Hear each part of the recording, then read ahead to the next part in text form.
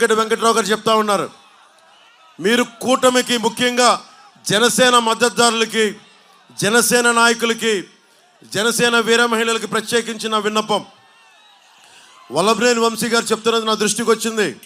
మీరు ఓటు ఎంపీగా బాలశౌరి గారికి వేసి మనకి గన్నవరం ఎమ్మెల్యే మట్టుకు నాకేయండి అని అడుగుతున్నారని.